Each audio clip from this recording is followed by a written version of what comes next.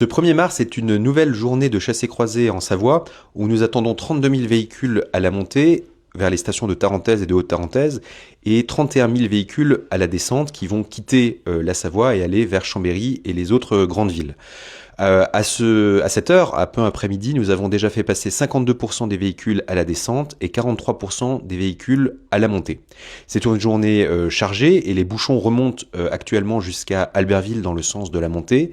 Et là où il faudrait compter une demi-heure de trajet entre Albertville et Moutier, actuellement, il faut compter un peu plus d'une heure de trajet avec de forts ralentissements.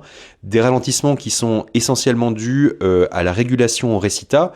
Nous le rappelons, au niveau d'Aigueblanche, il y a un feu rouge sur la RN 90 qui permet de réguler le nombre de véhicules dans les gorges de Ponceran afin d'assurer la sécurité de tous les véhicules qui y passent.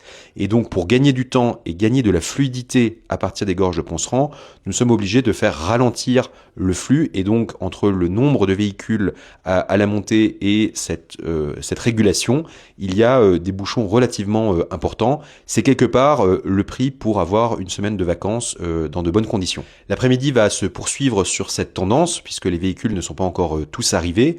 L'important, et je pense qu'il faut le rappeler ici, c'est de rester sur la RN 90. En effet, les sorties le long de cet axe sont fermées et nous déconseillons à l'ensemble des automobilistes de suivre aveuglément les conseils donnés par les GPS parce que là où vous avez l'impression de vouloir et de pouvoir gagner du temps en sortant et en utilisant les axes secondaires, vous allez en fait en perdre puisque les GPS vont devoir vous réinjecter sur la RN 90. C'est le seul axe d'accès pour les stations de Tarentaise et de Haute-Tarentaise. C'est encore un peu difficile et un peu tôt pour savoir à quelle heure les boucherons seront terminés, mais l'important c'est de savoir que l'ensemble des équipes est mobilisé afin d'assurer la sécurité de tout le monde et que quelque part, dans une belle journée ensoleillée, tout le monde puisse arriver à bon port en fin de journée.